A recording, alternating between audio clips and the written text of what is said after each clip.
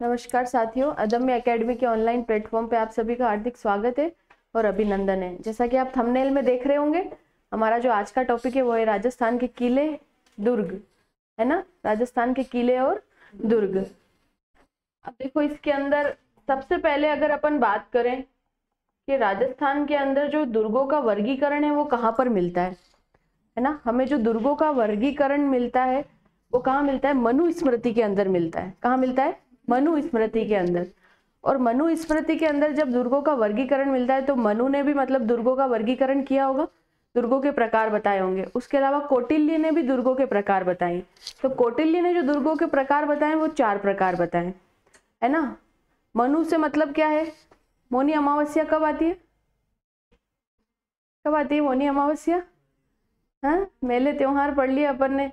माघ अमावस्या कब आती है? माघ अमावस्या को क्या आती है? मौनी अमावस्या। तो वही मनु है जिसके बारे में हम मौनी अमावस्या के दिन उनका त्योहार बनाते।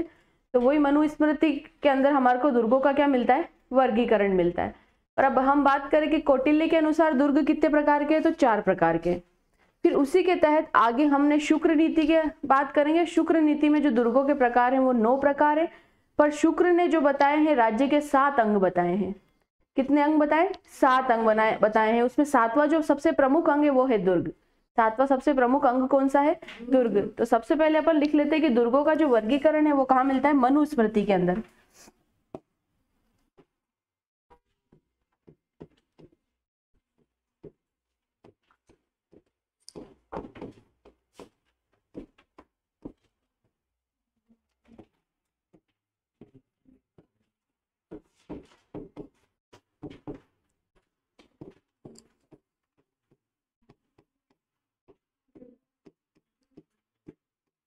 दुर्गों का वर्गीकरण मनुस्मृति से प्राप्त होता है।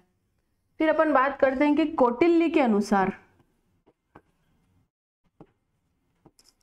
कौटिल्य के अनुसार दुर्गों की 4 श्रेणियां हैं। दुर्गों की कितनी श्रेणियां हैं? 4 श्रेणियां हैं, जिसके अंदर सबसे पहली जो श्रेणी आती है वो आती है ओदक दुर्ग। क्या होती है? ओदक दुर्ग। ओदक का मतलब होता है पानी या जल, जिसको हम जल दुर्ग कहते हैं। ऐसा दुर्ग जिसके चारों ओर क्या हो? पानी हो। तो इसमें लिख सकते हैं ऐसा दुर्ग जिसके चारों ओर पानी हो। ऐसा दुर्ग जिसके चारों ओर पानी हो या जल से गिरा हो। जल से गिरा हो। अलग अलग श्रेणियों की बात अपन शुक्र नीति के अंदर करते हैं, कौन कौन से दुर्ग कौन कौन सी श्रेणी में आते हैं। इसके बाद आता है आपका धानवन दुर्ग। कौन सा दुर्ग है? धानवन दुर्ग। ऐसा दुर्ग जिसके चारों ओर क्या हो? मरुस्थल हो। क्या हो? मरुस्थल। ऐसा दुर्ग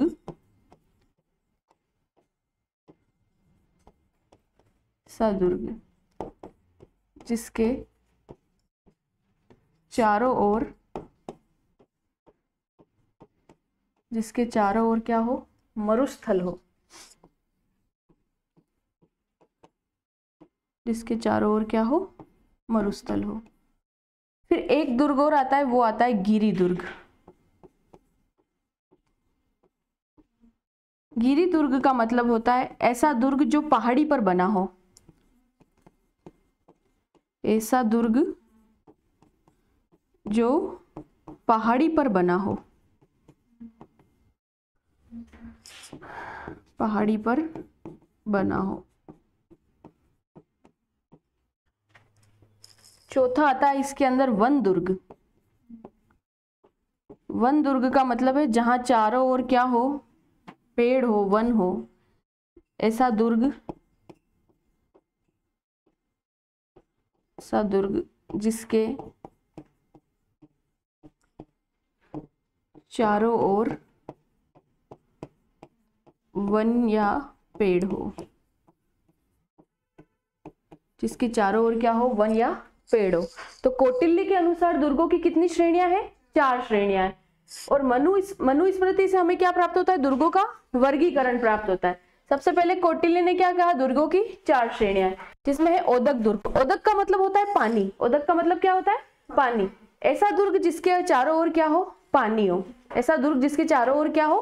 पानी हो। धानवन का मतलब होता है मरुस्थल। इसको ही हम दानवय दुर्ग भी कहते हैं। ऐसा दुर्ग जिसके चारों ओर क्या हो? मरुस्थल हो। फिर एक गिरि दुर्ग, किसी पहाड़ी या पठार के ऊपर बना हुआ दुर्ग क्या कहलाता है? गिरि दुर्ग कहलाता है। वन दुर्ग, जिसके चारों ओर क्या हो? वन हो। मनु और कौटिल्य इनके अनुसार जो सबसे श्रेष्ठ दुर्ग है वो है गिरि दुर्ग। कौन सा दुर्ग है?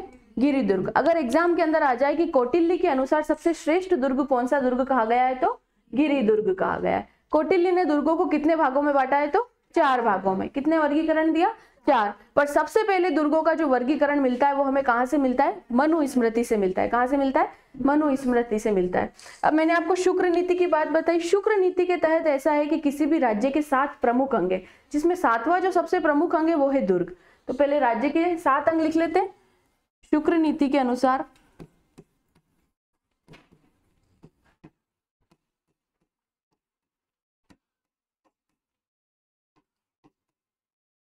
राज्य के 7 अंग हैं।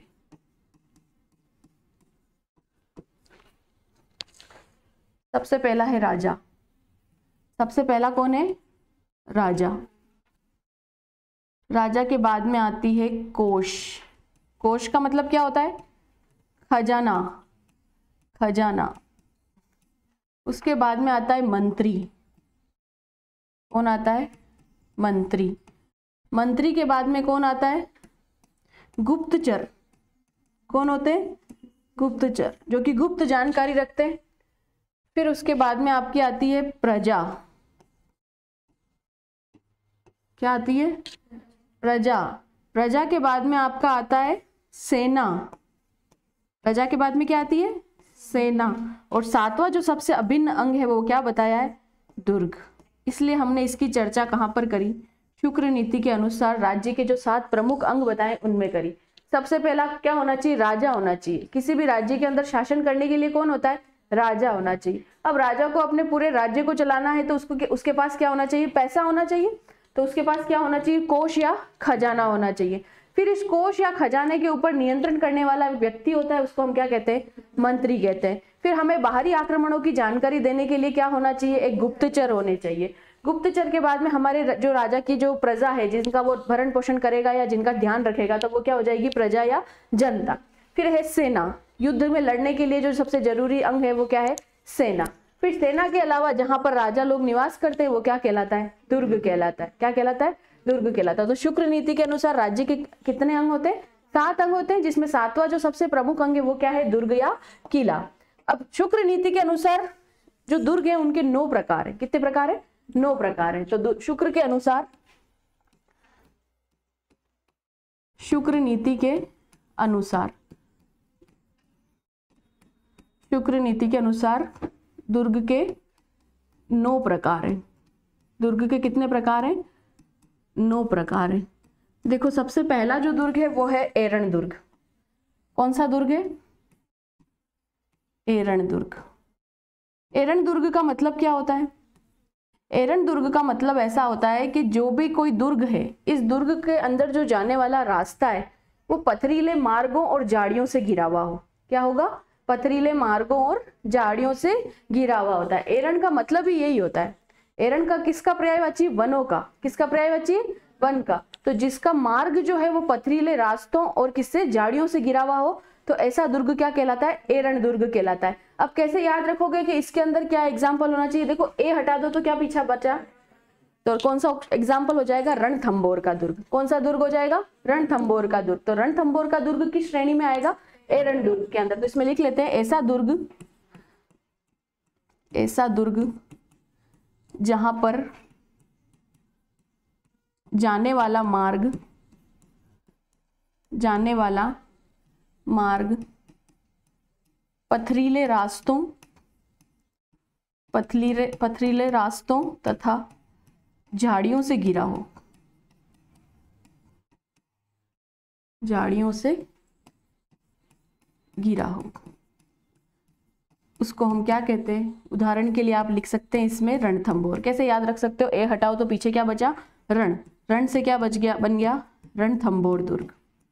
कौन सा दुर्ग बन गया? रणथंभौर दुर्ग। दूसरी अगर अपन बात करें तो वो है पारीख दुर्ग। कौन सा दुर्ग?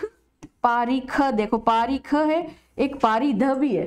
तो पारीख का मतलब है, ख का मतलब क्या हो जाएगा? खाई। ख का मतलब क्या है? खाई। ऐसा दुर्ग जिसके चारों ओर क्या हो? खाई हो। ऐसा दुर्ग जिसके चारों ओर क्या हो? खाई हो। ऐसा दुर्ग जिसके चारों ओर खाई हो। ख से क्या याद रखोगे? खाई। जिसके चारों ओर क्या हो? खाई। तीसरी अपन बात करते पारिद दुर्ग। पारिद को अपन कैसे ले सकते? परिधि। परिधि का मतलब क्या होता है? किसी भी क्षेत्र का ऊपर का गोला। ऐसा दुर्ग जिसके क्या हो? दीवारें ईंटों, पत्थरों और मिट्टी से बनी हो। तो पारिद का मतलब क्या होता है? परिधि। परिधि से क्या याद रखोगे? दुर्ग के ऊपर का घेरा, जहां की दुर्ग की दीवारें किससे बनी हो? किससे बनी हो? मिट्टी से बनी हो, ईंटों से बनी हो या पत्थरों से बनी हो। तो पारिद दुर्ग क्या होता है? ऐसा दुर्ग जिसकी दीवारें, ऐसा दुर्ग जिसकी दीवारें, जिसको हम परकोटा भी बोलते हैं, है ना? दुर्ग की दीवारें क्या कहलाती है? परकोटा।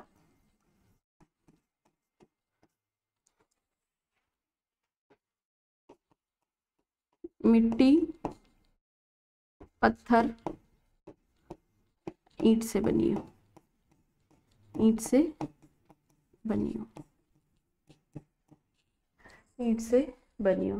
तो एरण दुर्ग क्या हो गया? ऐसा दुर्ग जहां जाने वाला मार्ग पथरीले रास्तों और झाड़ियों से घिरा हो, जिसके अंदर रणथंभौर दुर्ग आपका उदाहरण में आता है। पारीख दुर्ग, ख से क्या याद रखोगे? खाई। ख से क्या याद रखोगे? खाई। जिसके चारों ओर क्या हो? खाई हो। पारिद का मतलब है परिधि। परिधि क्या है? किसी भी किले के ऊपर की परिधि। परिधि मतलब परकोटा, यानी कि जिसकी दीवारें या परकोटा किससे बनी हो? मिट्टी, पत्थर या ईंट से बनी हो। फिर अपन ने 4 जो श्रेणियां पढ़ी है इसमें कौटिल्य में, वो भी इसके अंदर आएगी। कौन कौन सी पढ़ी है? ओदक दुर्ग। ओदक दुर्ग आपको पता है क्या होता है? जो चारों ओर से जल से घिरा हो। इसके अंदर उदाहरण क्या लिख सकते हैं? इसके अंदर जो उदाहरण आएंगे वो आएंगे गागरोन का किला। कौन सा किला आएगा? गागरोन का किला। तो इसमें ये तो आप परिभाषा लिख लो, वो दुर्ग जो जल से घिरा हो, वह दुर्ग जो चारों ओर से जल से घिरा हो।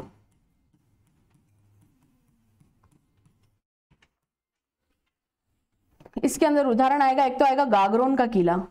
कहां पड़ता है गागरोन? गागरोन का किला। और इसके अलावा आएगा भैंसरोडगढ़ का किला।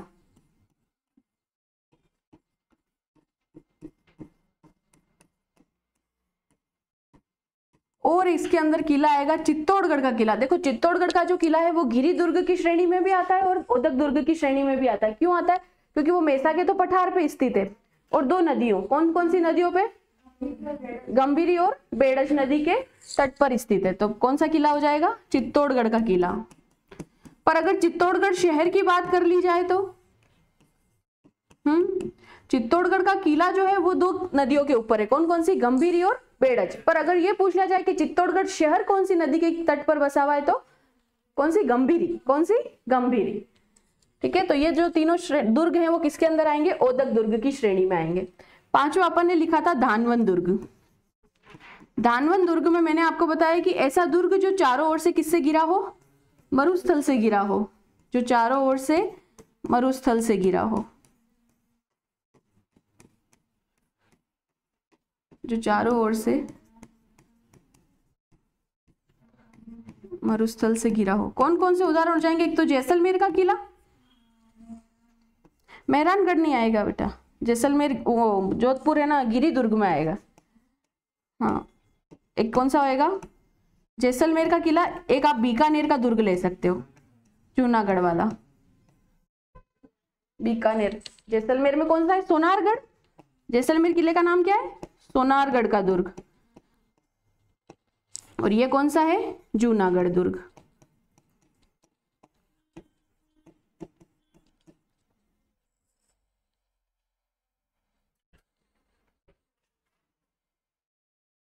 चले आगे।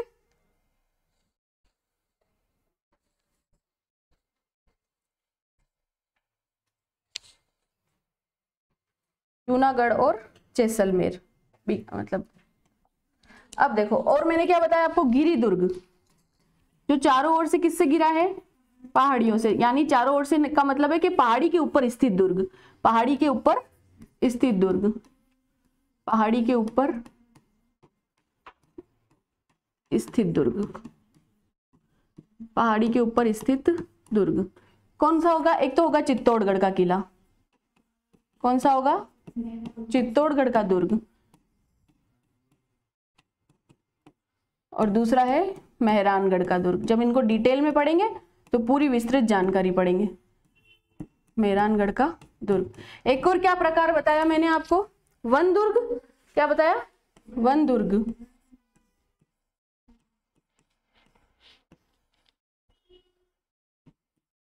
जिसके चारों ओर क्या हो, वन हो, जिसके चारों ओर वन हो। अब देखो, एक होता है सैन्य दुर्ग, कौन सा दुर्ग होता है, सैन्य दुर्ग। एक होता है सहाय दुर्ग, कौन सा दुर्ग होता है, तो तीन तो वो हो गए शुरू में, पारिक, पारिद और एरण दुर्ग, 7 हो गए, 4 ये प्रकार हो गए। एक होता है सैन्य दुर्ग और एक होता है सहाय दुर्ग।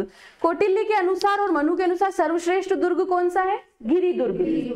कौटिल्य और मनु के अनुसार कौन सा है, गिरि दुर्ग। और शुक्र के अनुसार जो सबसे मेन जो दुर्ग है वो क्या है, सैन्य दुर्ग। ऐसा दुर्ग जिसके अंदर सेना निवास करती हो, जिसके अंदर क्या निवास करती हो, सेना निवास करती हो। और सेना निवास कैसे करती है वो मैं आपको आगे एक टर्म बताऊंगी, उसमें आपको पता चल जाएगा। सैन्य दुर्ग क्या है, ऐसा दुर्ग जिसमें सेना निवास करती हो, ऐसा दुर्ग जिसमें सेना निवास करती हो, ऐसा दुर्ग जिसमें क्या करती हो, सेना निवास करती हो। देखो, सहाय दुर्ग का मतलब होता है शूरवीरों के लिए दुर्ग, और राजस्थान के अंदर कोई भी सहाय दुर्ग नहीं है। अगर आपको पूछ लिया जाए कि निम्न में से कौन सी श्रेणी का दुर्ग है जो राजस्थान के अंदर अवेलेबल या उपलब्ध नहीं है, तो वो है सहाय दुर्ग। ऐसा कोई दुर्ग राजस्थान के अंदर नहीं बना है जो कि शूरवीरों के लिए बनाओ, यानी कि युद्ध करने के लिए बनाओ। युद्ध करने के लिए, शूरवीरों का मतलब क्या है, जो युद्ध करते हैं। तो युद्ध करने के लिए राजस्थान के अंदर कोई भी दुर्ग नहीं बना है। तो सहाय दुर्ग क्या है, ऐसा दुर्ग, ऐसा दुर्ग जो शूरवीरों के लिए बना हो, जो शूरवीरों के लिए बना हो। और राजस्थान में ऐसा कोई भी दुर्ग उपलब्ध नहीं है, इस दुर्ग की श्रेणी राजस्थान में नहीं है। इस दुर्ग, इस प्रकार के दुर्ग लिख लो।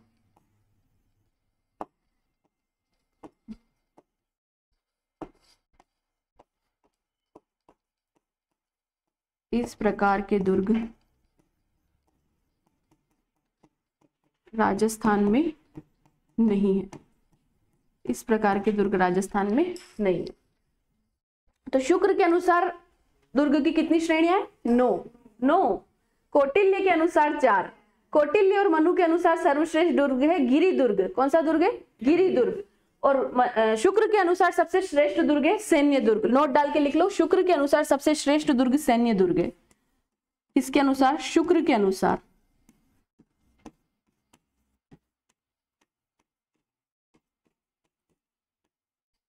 जिसमें सेना निवास करती हो, सैन्य दुर्ग है। और मनु और कौटिल्य के अनुसार गिरि दुर्ग है। मनु और कौटिल्य के अनुसार गिरि दुर्ग है। ऐसी श्रेणी, ऐसा दुर्ग जो जिसका प्रमाण राजस्थान में नहीं मिलता है, तो वो कौन सा दुर्ग है, सहाय दुर्ग है। कौन सा दुर्ग है, सहाय दुर्ग है। शूरवीरों के लिए कोई दुर्ग नहीं बनाए गए यहाँ पे।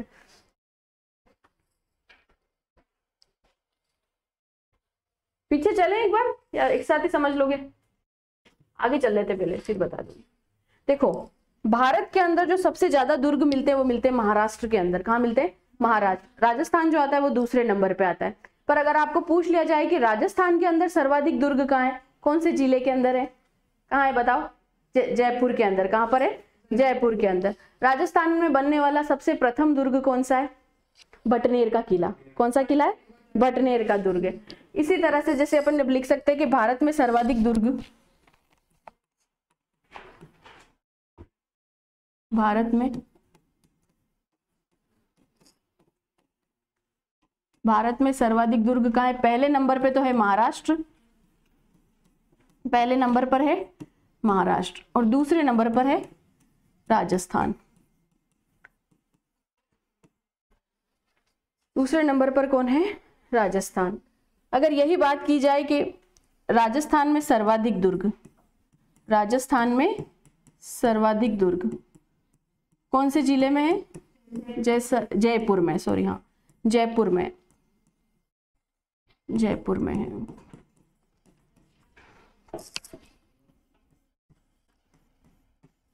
राजस्थान में निर्मित प्रथम दुर्ग, राजस्थान में निर्मित प्रथम दुर्ग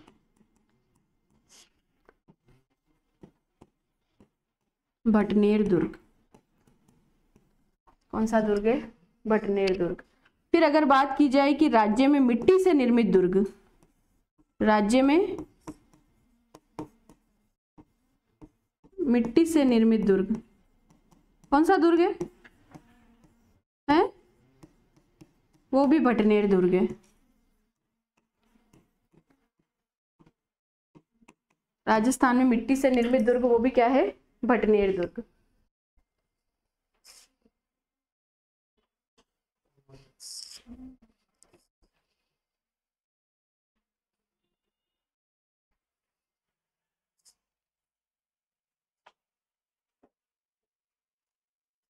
सर्वाधिक दुर्ग कहां पर है? जयपुर में। भारत में सर्वाधिक दुर्ग कहां पर है? महाराष्ट्र। राजस्थान में सर्वाधिक दुर्ग कहां है? जयपुर में। राजस्थान का पहला दुर्ग भटनेर दुर्ग, मिट्टी से निर्मित दुर्ग भटनेर दुर्ग। अब देखो एक टर्म होती है, वो होता है पाशेबा। क्या होता है? पाशेबा। और एक होता है जीव रेखा। क्या होता है? जीव रेखा। अभी मैंने आपको बताया सैनिकों के लिए निर्मित दुर्ग है ना। अब सैनिकों के लिए निर्मित दुर्ग कैसा होता है? पाशेबा क्या होता है? आपने अकबर का आक्रमण सुना होगा, चित्तौड़गढ़ के किले के ऊपर हुआ था। चित्तौड़गढ़ के किले के अंदर की गतिविधियों को देखने के लिए चित्तौड़ दुर्ग से थोड़ी दूरी पर उसने मिट्टी से बना एक टीला बनाया, जहां से उसने चित्तौड़ के दुर्ग की गतिविधियां जानकारी ली, जिसको हम कौन सी मगरी कहते हैं? हाँ, मोरी मगरी। तो फिर वो जो मगरी है वो क्या कहलाती है? पाशेबा कहलाती है। दुर्ग के भाषा में क्या कहलाती है? पाशेबा कहलाती है। तो ऐसा छोटा दुर्ग जिससे मिट्टी से निर्मित या टीले से निर्मित, टीले से निर्मित ऐसा छोटा दुर्ग, ऐसा छोटा दुर्ग जिससे किले के अंदर की, जिससे किले के अंदर की गतिविधियां पता की जाती है, पता की जाती है, वो कहलाता है पाशेबा। तो पाशेबा अगर आपको पूछ ले कि किले से बाहर की ओर एक ऐसा टीले रूप में किला बनाया गया जिससे किले के अंदर की क्या पता चले? गतिविधियां पता चले, जिसका उदाहरण चित्तौड़गढ़ के पास स्थित मोर मगरी है। जीव रेखा क्या होता है? अभी मैंने आपको बताया कि सैनिकों के लिए दुर्ग बनाए जाते हैं। मान लिया कि ये कोई दुर्ग है, क्या है? दुर्ग है। इस दुर्ग के ऊपर जाने वाला रास्ता ये है, क्या है? ये रास्ता है। यहाँ पे इसका मुख्य द्वार है, क्या है? मुख्य द्वार। ये क्या है? मुख्य द्वार है। और ये मुख्य द्वार है। ये क्या है? रास्ता है यहाँ पर जाने का। कहाँ पर? किले के अंदर प्रवेश करने का क्या है? रास्ता है। ये आपका किला है। पर इस जब कोई आक्रमणकारी आता है तो सीधा यहाँ पर ना आए, उससे पहले यहाँ पर एक छोटी व्यवस्था की जाती है। इससे पहले एक छोटा दुर्ग बनाया जाता है। उस दुर्ग के अंदर क्या निवास करते हैं? सैनिक निवास करते हैं। क्या निवास करते हैं? सैनिक निवास करते हैं। इसलिए इन दुर्गों को क्या कहा गया? सैन्य दुर्ग कहा गया, जिसको शुक्र ने बताया। और शुक्र के अनुसार यही सैन्य दुर्ग सबसे क्या है? श्रेष्ठ है। क्यों श्रेष्ठ है? क्योंकि जो आक्रमणकारी आते हैं वो सबसे पहले मेन किले के ऊपर आक्रमण ना करके यहाँ आक्रमण करते हैं। यहाँ आक्रमण करते हैं तो सैनिक उनसे क्या कर सकते हैं? इस जगह पर युद्ध कर सकते हैं। तो ये जो चीज कहलाती है वो कहलाती है जीव रेखा। इसी को दुर्गों की आत्मा कहा जाता है। क्या कहा जाता है? दुर्गों की आत्मा। अगर प्रश्न आता है दुर्गों की आत्मा किसको कहा जाता है, तो जीव रेखा को। और जीव रेखा क्या है? मुख्य किले से पहले एक छोटा दुर्ग बनाया जाता है जिसके अंदर क्या निवास करते हैं? सैनिक निवास करते हैं। तो लिखो, जीव रेखा में लिख लो, मुख्य दुर्ग से पूर्व, मुख्य दुर्ग से पूर्व, मुख्य दुर्ग से पूर्व निर्मित एक छोटा दुर्ग, मुख्य दुर्ग से पूर्व निर्मित एक छोटा दुर्ग जिसमें सैनिक निवास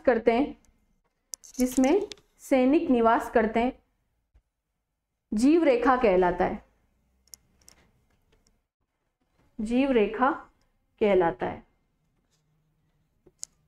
यह जीव रेखा ही दुर्गों की आत्मा कहलाती है। यह जीव रेखा ही दुर्गों की क्या कहलाती है? आत्मा कहलाती है। ये जीव रेखा ही दुर्गों की क्या कहलाती है? आत्मा कहलाती है। अब देखो, राजस्थान के अंदर ऐसे 2 दुर्ग हैं जिनको किसने बनाया? व्यापारियों ने बनाया। कौन सा दुर्ग है? भैंसरोडगढ़ का किला। ऐसे किले जिसको किसने बनाया? व्यापारियों ने बनाया। तो ऐसा दुर्ग जिनको व्यापारी ने बनाया, ऐसा दुर्ग जिसको व्यापारियों ने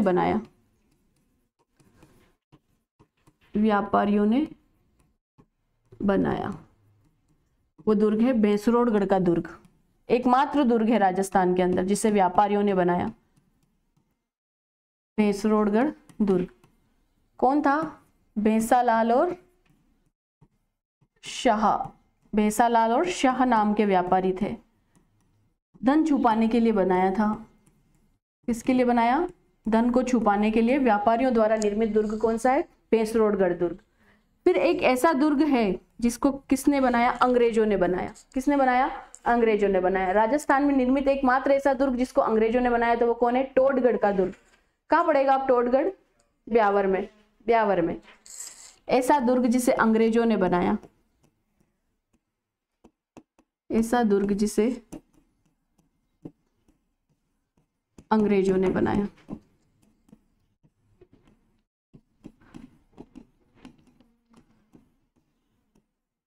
कौन सा है? टोडगढ़ दुर्ग। और टोडगढ़ आपका पड़ता है ब्यावर के अंदर। ऐसा दुर्ग जिसे मुगलों ने बनाया,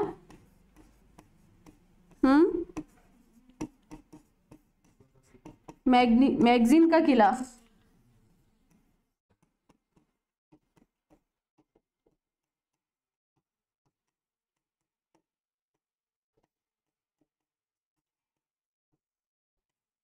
संग्रहालय है अब यहाँ पर।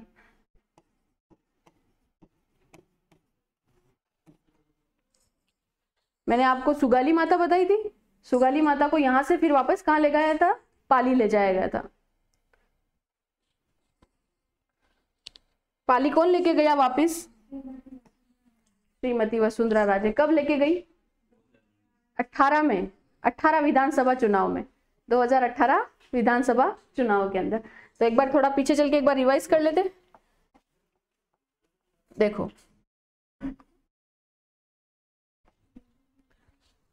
दुर्गों का जो सबसे पहले वर्गीकरण मिलता है वो हमें मिलता है मनुस्मृति से। कहां से मिलता है? मनुस्मृति से। कोई पूछ ले कि आपको दुर्गों के बारे में सबसे पहले वर्गीकरण कहां से प्राप्त हुआ, तो मनुस्मृति से। पर कौटिल्य ने जो दुर्गों की श्रेणियां बताई है वो 4 श्रेणियां बताई। कितनी श्रेणियां बताई? 4 श्रेणियां बताई। ओदक दुर्ग, धानवन दुर्ग, गिरी दुर्ग और वन दुर्ग। ओदक दुर्ग क्या है? जिसके चारों ओर क्या हो? पानी हो।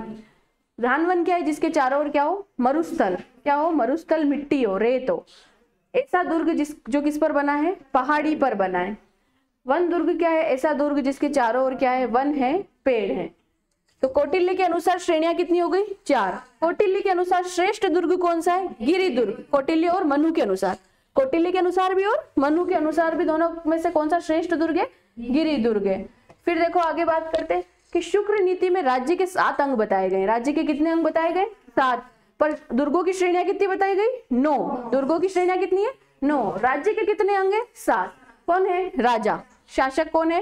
राजा। राजा के पास प्रजा को चलाने के लिए क्या चाहिए? पैसा चाहिए, कोष या खजाना। इस खजाने पर नियंत्रण रखने के लिए क्या चाहिए? मंत्री चाहिए। अब क्या कहते हैं, आक्रमणों की जानकारी देने के लिए क्या चाहिए? गुप्तचर चाहिए। किसकी रक्षा करेगी गुप्तचर? जब आक्रमण की जानकारी देंगे तो प्रजा की।